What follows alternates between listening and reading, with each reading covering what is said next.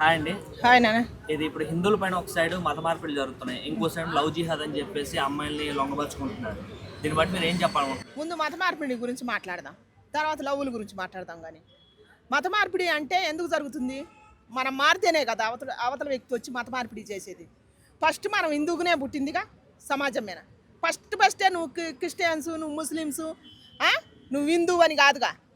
ఇప్పుడు ఫస్ట్ మత మార్పిడి జరిగేది ఎందుకంటే ఫస్ట్ మనం పుట్టిన తర్వాత మనం పెరిగి పెద్ద అయినాక కొందరు మాటలు విని మత మార్పిడి నడుస్తుంది. ఇప్పుడు మంది హిందూ వాళ్ళు చెప్పట్లేదుగా, మీ క్రిస్టియన్స్ విగ్రహాలు దయ్యాలు సైతాలు అని చెప్పట్లేదు కదా. వాళ్ళు చెప్పటం వల్ల ఇటు మత మార్పిడి జరుగుతుంది అనమాట. ఎందుకంటే పూర్తిగా వాళ్ళ మీద వాళ్ళకి అవగాహన లేకుండా పోయేటట్టు, భయం పుట్టేటట్టు, ఎన్నులో కొనుక్కు పుట్టేటట్టు ఏం చెబుతున్నారు? ఈ విగ్రహాలు మంచి కాదు, సైతాన్లు, మేకలు కోళ్ళు బలిస్తున్నారు అని ఇట్లా చాలా వరకు చెప్పుకొచ్చి మీరు యేసుప్రభుని నమ్ముకోండి అని చెప్పడం చాలా తప్పు. అందుట ఒక పాస్టర్ గారు ఉండు, ఆయన చెప్పడు, ఆయన బాగా చేసుకుంటారు ప్రార్థన. కొంతమంది పాస్టర్లు ఇటు చేసేది మత మార్పిడి కోసం ఎవరు మంచి చెబుతున్నారా, ఎవరు చెడు చెబుతున్నారా? హిందువులుగా మనకైనా బుద్ధి ఉండాలి కదా. మన ఫస్ట్ మన పేర్లు ఏంది, మన ఊరేంది, అసలు మన ధర్మం ఏంది, మన హైందవ ధర్మం ఏంది, మనం ఎక్కడ పుట్టినాం ఎక్కడ పెరిగినాం అని అది తెలుసుకోవాలి కదా. అది తెలుసుకోకుండా మార్చుకున్నాక మనమే మారుతున్నప్పుడు వాళ్ళంటాం దేనికి? ఇప్పుడు ఒకళ్ళు వచ్చి చెడగొడతారు ఒకళ్ళు చెప్పినట్టు మాత్రాన్ని మనం వింటామా? వాడు వచ్చి రెండు తినమాట నువ్వు తింటావా? నీ ధర్మం ఏందో, నీ కథ ఏందో నువ్వు చూసుకోవాలి కదా. నీ దేవుడు ఏందో, నీ దైవం ఏందో నువ్వు చూసుకోకుండా మారి వాళ్ళంటాం ఎందుకు? అందుకని దయచేసి మత మార్పిడి చేసే వాళ్ళని అసలుకి ఎక్కడెక్కడ ఉన్నారో చూసి, ఎవరైతే ఒక హిందూ దగ్గరకు వచ్చి మత మార్పిడి చేయాలనుకున్న వాళ్ళని గవర్నమెంట్కి పట్టియాలి. ఫస్ట్ గవర్నమెంట్ ఎవరిష్టం వాళ్ళది. ఇప్పుడు దేవుడు అంటే దేవుడు ఏంటంటే ఇప్పుడు మనం ఒక్కొక్కరం ఒక్కొక్క రూపు కోరుకుంటాం. ఆ రూపులో దేవుడు అవతరిస్తాడు. అది కనుక్కోవట్లేదు జనాలు. ఇప్పుడు దేవుడు సృష్టించిన మనసులో మనమే ఏర్పరచుకుంటున్నాం. కానీ దేవుడు అంతా ఒకటే.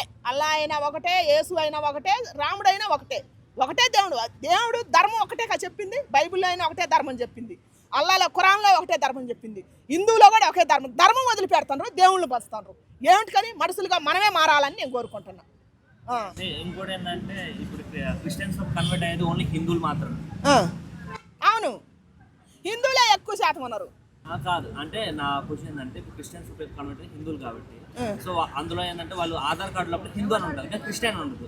కాబట్టి కన్వర్ట్ అయిపోతున్నారు. హిందూకి కావాల్సిన ఏవైతే ఇవి ఉన్నాయి కదా అంటే బెనిఫిట్స్, ఆ బెనిఫిట్స్ అన్ని క్రిస్టియన్స్ కింద వాళ్ళు తీసుకుంటున్నారు. అంటే క్రిస్టియన్లు కన్వర్ట్ అయిపోతున్నారు. అంటే ఒక రకంగా కాన్స్టిట్యూషన్ ఫ్రాడ్. అంటే మన గవర్నమెంట్ ని ఫ్రాడ్ చేస్తున్నారు కాన్స్టిట్యూషన్ ని. అది కాకుండా అంటే దాని 420 కేసెస్ దీనిపైన కూడా వాళ్ళ పైన అవుతాయి. కానీ ఎందుకు మారట్లేదు దీనిపైన? అంటే గవర్నమెంట్ తెలియక కదా, గవర్నమెంట్ తెలుసు కానీ ఎందుకు రియాక్ట్ అవుతుంది అంటే సంఘాలు పుట్టుకొస్తాయి. నీ దేవుడు నా దేవుడు అని చెప్పి ఉద్యమాలు పెరిగి సమాజాన్ని పాడు చేస్తున్నామని గవర్నమెంట్ ఆలోచిస్తుంది. ఇప్పుడు అని చెప్పిన ఒకళ్ళని కదిలించాం అనుకో. ఇప్పుడు ఏపీలో గొడవ అయింది. గొడవ అయితే ఆయన ఒక్కని దుర్భాషలు ఆడినందుకు ఇప్పుడు ఎంత రావణ కష్టంలో మారుతుంది ఏపీ. మామూలుగా అవుతుందా? అందుకని ఒక్క దేవుడిని తీసుకొస్తే ఆ దేవుడిని అడ్డం పెట్టుకొని, కులాలను అడ్డం పెట్టుకొని దేశం మీద అరాచకం నడుతుందని గవర్నమెంట్ ఆలోచిస్తున్నారు. ఎందుకు పెడతారు? ప్రతి ఒక్కదాన్ని పెడుతూనే ఉన్నారు. కానీ వీళ్ళు ఏంది, దేవుడు ముసుగేసుకొని వచ్చి భ్రష్టు పట్టిస్తారు అనమాట. హిందువుల్ని మారుతారు దేవుడు ముసుగేసుకొని వచ్చి. యూపీలో కూడాను ముస్లిమ్స్ ఇష్యూ అవుతుంది అటు పక్క. ఆయన యోగి ఆదిత్యనాథ్ భయపడతలేదు. ఏది ఇష్యూ ఉన్నా సరే డైరెక్ట్ గా అటాక్ చేస్తున్నారు, డైరెక్ట్ చెప్తున్నారు.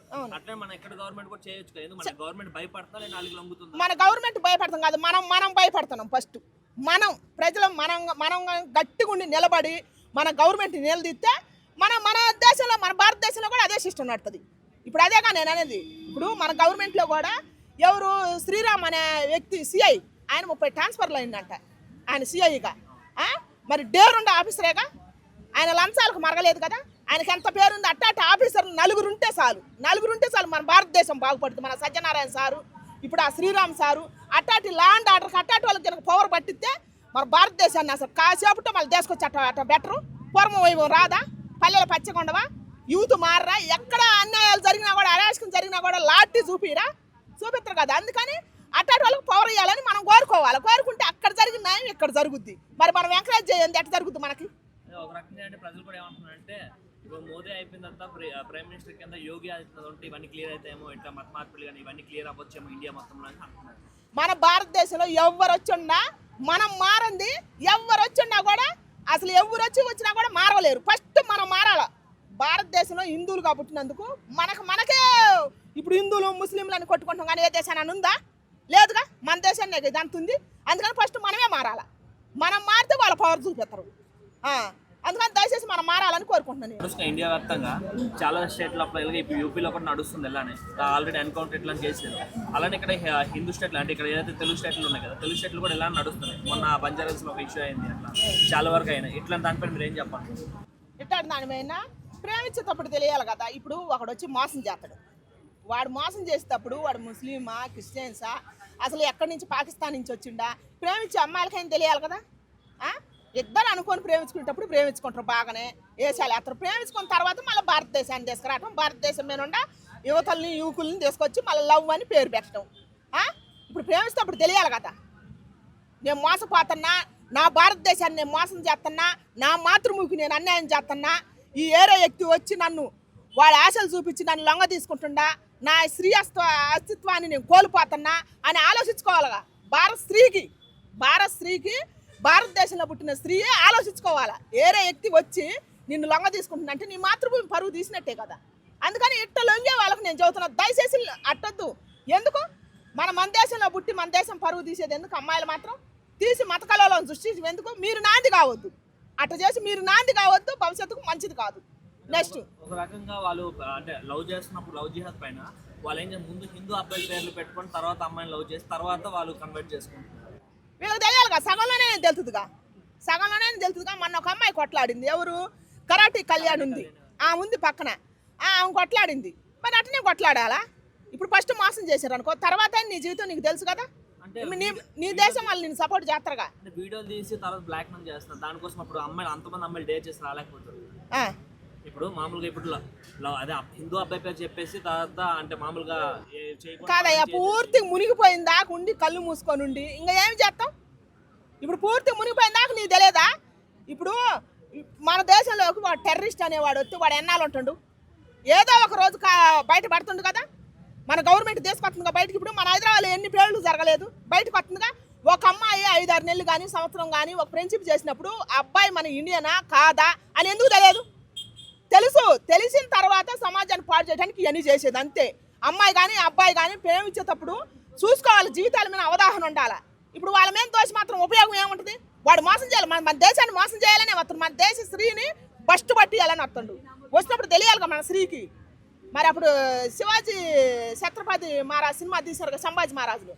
మరి మన స్త్రీ కోసమే కొట్లాడింది ఔరంగజేబు వస్తే. మన స్త్రీ మాన ప్రాణాలు మంట కలుపుతున్నాయి, మన కోసమే కావాలి పోరాడింది. మరి అట్ట మహానుభావులు ఎందరో పోరాడి మనకి భారతదేశాన్ని పెడితే మనం ఏం చేస్తున్నాం? భ్రష్టు పట్టిస్తున్నాం. అమ్మాయిలు కానీ అబ్బాయిలు కానీ భ్రష్టు పట్టిస్తున్నారు, ప్రేమ అని ఒక మోజులో పడి. దీని గురించి నెక్స్ట్ ఇంకా ఏం అడుగుతావు? లవ్ జిహాద్ కాకుండా ఒకసారి లవ్ జిహాద్ అయితే ఇంకో సైడ్ ఏంటంటే ఫుడ్ ఏవైతే మనం తెలుసుకున్నామో, ఇప్పుడు జ్యూసెస్ కానీ అందులో మలమూత్రాలు కలపడాలు, లేదంటే ఏమైనా మూత్రాలు ఇలాంటి కలపడాలు, లేదంటే కెమికల్స్ కలిపి అంటే హిందూ అబ్బాయిల్ని అంటే పిల్లలు పుట్టేయకుండా చేయడాలు, ఇట్లాంటివి కూడా జరుగుతున్నాయి చాలా స్టేట్లో. అట్లా జరిగినప్పుడు మరి మన హిందువులంతా ఒకటి కావచ్చుగా, మన హిందువులంతా ఏకం కావచ్చుగా. ఎందుకు నీతి జాతి ఉండలేదు, ఎందుకు నెత్తురు మరగటలేదు? మన హిందువులు ఎంతో మంది మహానుభావులు చెబుతున్నారు, వాళ్ళు ఒక్కసారి ఒకటి పోతే చాలు ఒకటిలో కొట్టుకొని పోతారు టెర్రరిస్ట్ అనే వాళ్ళు అని చెబుతారు పెద్ద పెద్ద మహానుభావులు. మరి మన హిందూ సమాజం ఎందుకు మేలుకోవట్లేదు? వాడు మలమూత్రం పోసిందాకా, వాడు ఒకటి పోసిందాకా మన దేశానికి వచ్చి మన మీద వాడు ఆధిపత్యం చూపించినప్పుడు ఇంతమంది ఉన్నారు కదా, అందరు కలిస్తే వాడు బోడా? మరి ఇంకెప్పుడు మేలుకుంటారు? చెమటానికే ఉంటారా? అడగటానికే ఉంటారా? స్పందించడానికి ఉన్నారా? మీ రక్తం మరగట్లేదా? ఏరే వాడు వచ్చి మన భారతదేశంలోకి వచ్చి మనకు వాడి మలమూత్రాలు పెట్టినప్పుడు మనకు సిగ్గు ఎందుకు లేదని నేను అడుగుతున్నా. నెక్స్ట్ అదే చాదపల్లి పేరు మీద కూడా పెడతారు కదమ్మా, బాటిల్లో ఊయడము కొంతమంది, దానికి ఏం చెప్తారు? దానికి దీనికి సంబంధం లేదు. దానికి వాడు ఏరే దేశం వచ్చి మన భారతదేశాన్ని వచ్చి మన భారతదేశ స్త్రీల్ని భ్రష్టు పట్టించేటప్పుడు, మన భారతదేశంలో మన మాతృభూమిలో పుట్టినప్పుడు మన వాళ్ళు హిందువులు మొత్తం ఏకం కావాలి. అప్పుడు కుల మతాలు ఉండొద్దు. అప్పుడు మీరు హిందూ, మీరు ముస్లిము, మీరు క్రిస్టియన్స్ అని ఉండొద్దు. నా దేశంలో పుట్టిన వాళ్ళు మొత్తం ఒకటి కావాలి.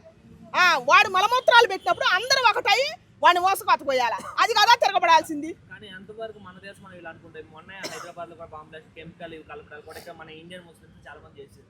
అవును, ఇప్పుడు వాళ్ళు మన దేశం అనుకోవట్లేదు కదా చాలా మంది. కొంతమంది అంటలేదు, కానీ కొంతమంది ఉన్నారు కదా, కొంతమంది ఉన్నారు. కొంతమంది ఉన్నప్పుడు వాళ్ళు కూడా మనతో వస్తున్నారు కదా. అప్పుడు ఆపరేషన్ సింధూర్ పెట్టినప్పుడు ఎంతమంది ముస్లింలు మేము నా భారతదేశం అని పట్టుకొని మన జెండా పట్టుకొని రాలేదా? మేము హిందువులు, మేము ఇక్కడ పుట్టిన రాలేదా? అట్టటి వాళ్ళు చాలా మంది ఉన్నారు. చాలా మంది ఉన్నారు. మనతో కలిసి వచ్చేవాళ్ళు ఉన్నారు కదా. అందుకని అందరు కలిసి ఏకమైతే సరిపోద్ది. అట్టా టెర్రరిస్ట్ అనేవాడు మన దేశానికి వచ్చి వాడి మలమూత్రం వాడి 1, 2 మనకు పెట్టుకుని ఉంటాడు. మనంతా ఒకటైతే ఇది ఐకమత్యం నేర్చుకోమని నేను కోరుకుంటున్నా మన హిందూ సమాజాన్ని. మీరు చెప్పినట్టు మన దేశం ముందుకు వస్తున్నారు రైట్, కానీ భారత మాత జై అన్న ఎవరు చెప్పరు, లేదంటే ఫ్లాగ్ కి పట్టుకోరు, ఏం చేయరు. మరి దీనికి ఏం చెప్తారు? ఎవరు పట్టుకుంది? ఇక్కడ ముస్లిం చాలా మంది ఉన్నారు. ఎవరు ముస్లింస్ ఎందుకు పట్టుకోరు?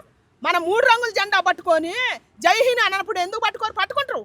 మనం ఏరు చేసి మాట్లాడితే మనం ఎప్పటికీ మన భారతదేశంలో ఒకటి కాలేము. అందరం కలిసి ఉంటే ఒకటైతే టెర్రరిస్ట్ అనేవాడు మన దేశంలో అడుగు పెట్టడు. ఎందరో ఈరులు ఎందరో ఏదులు మన పుణ్యభూమి కోసం ప్రాణత్యాగాలు చేశారు. మనం ఏం చేస్తున్నాం ఇక్కడ? వాళ్ళ భ్రష్టు పట్టిస్తున్నాం. ఏమని?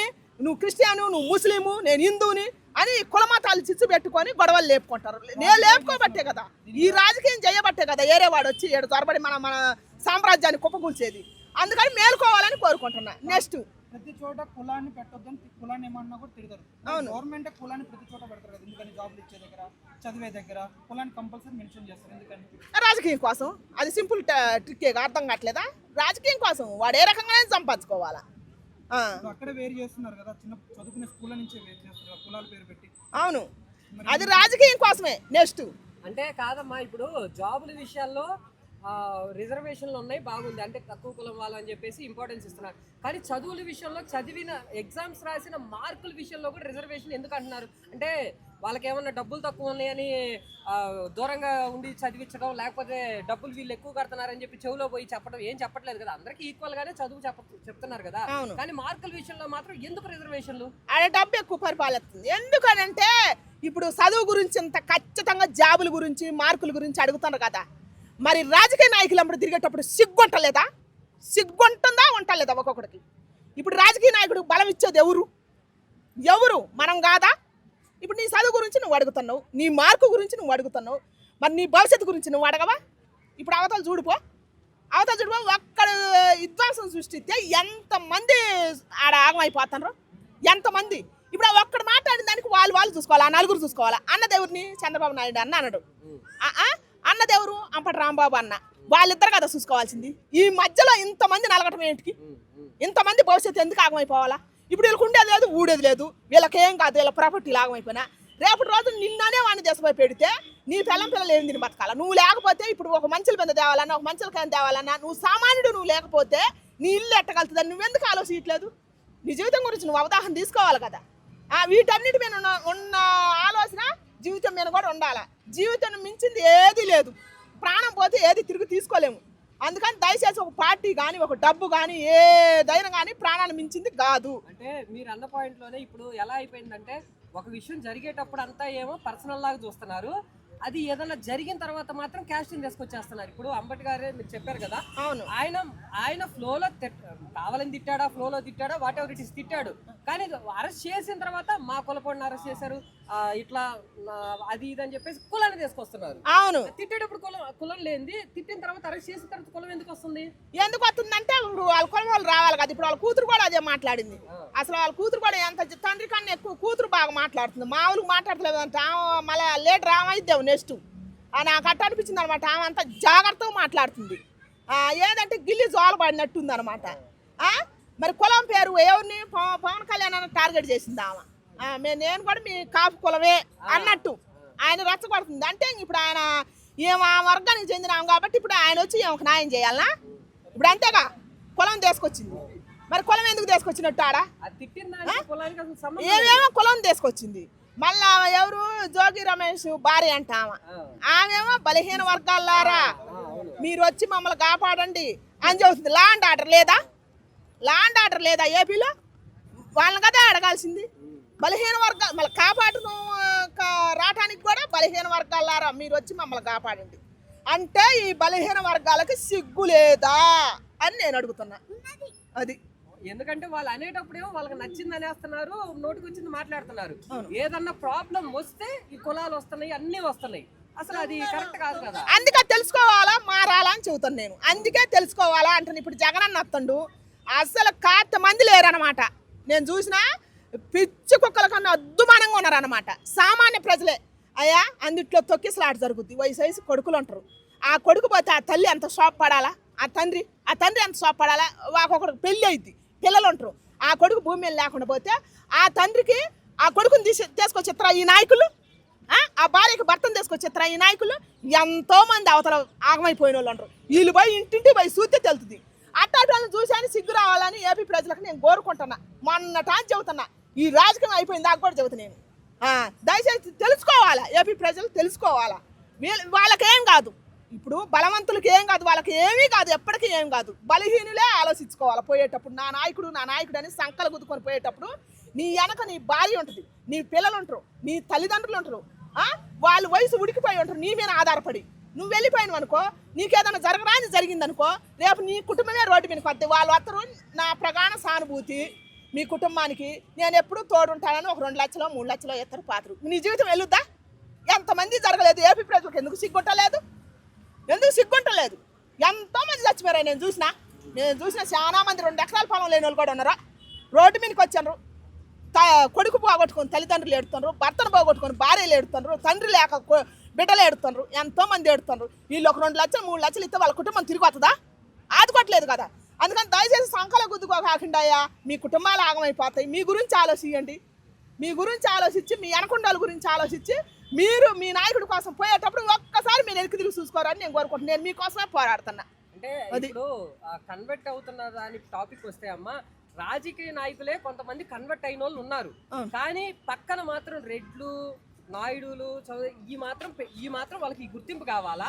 కానీ కన్వర్ట్ అయిన అది మాత్రం అదే. అవును, మరి అంటే వాళ్ళు కన్వర్ట్ అయినప్పుడు అయ్యేందుకు వాళ్ళకి కాదు. ఇప్పుడు పోయే వాళ్ళం మనం పిచ్చుకొక్కలా పోయినంత సేపు ఎప్పుడైతే మనం మారుతామో అప్పుడు వాళ్ళు మారుతారు. మనం మారినంత సేపు వాళ్ళ ఆవాజ్ ఆగించుకునేదే ఎప్పుడైనా. ఇప్పుడు బలం ఉండేది ఎందుకు? బలహీనుడు ఎమ్మటి ఉంటేనే కదా. బలహీనుడే వాడు ఏం చూసుకోకుండా వచ్చేది. చూసుకున్నారా రా నువ్వు, నన్ను ఉండేది ఏంది నాకు కూడేది ఏందని. ఉండోడు ఎవడు రాడు, వాడు ఆస్తులు ఆగమైపోతాయని, వాడు ప్రాపర్టీలు ధ్వంసం అయిపోతాయని, వాడికి ఆస్తి మీద మక్కువ ఎక్కువ. అది వాడు నిద్రపోడు, తెల్లవారు వాడు నిద్రపోయి లేనోడు హాయిగా. ఇప్పుడు ఒక ఆటో తోలుకునే అన్నైనా, ఒక కూలి చేసుకునే అక్కైనా, ఎవరైనా ఇప్పుడు ఈ బండ్ల మీద సన్నకారు వీళ్ళు ఉన్నారు కదా, సిరి వ్యాపారస్తులు, వీళ్ళని సాయంత్రం కల్లా హాయిగా పోయి నిద్రపోతారు. ఈ డబ్బు సంపాదించుకున్న వాళ్ళు అసలు తెల్లవారు నిద్ర కూడా పోరు. వాళ్ళకి నిద్ర ఉండదు, ఆగారం ఉండదు. అందుకని దయచేసి మనం మారాలని నేను కోరుకుంటాను. అందరికీ నమస్తే, దిస్ ఈజ్ కరాటే కళ్యాణి. మీరు మంచి న్యూస్ చూడాలన్నా, మంచి విషయాలన్నీ కూడా తెలుసుకోవాలనుకున్నా కూడా please subscribe the channel. Hello అండి, వీటీవీ సబ్స్క్రైబ్ చేయండి. హాయ్ అండి, this is actor Suman. So వీటీవీని లైక్ చేయండి, షేర్ చేయండి, సబ్స్క్రైబ్ చేయండి. Hi hello, I'm Sasirekha, Miss India. So వీటీవీని లైక్ చేయండి, సబ్స్క్రైబ్ చేయండి, షేర్ చేయండి. ఏమైనా డౌట్స్ ఉంటే కామెంట్ బాక్స్లో కామెంట్ చేయండి. Thanks for VTV.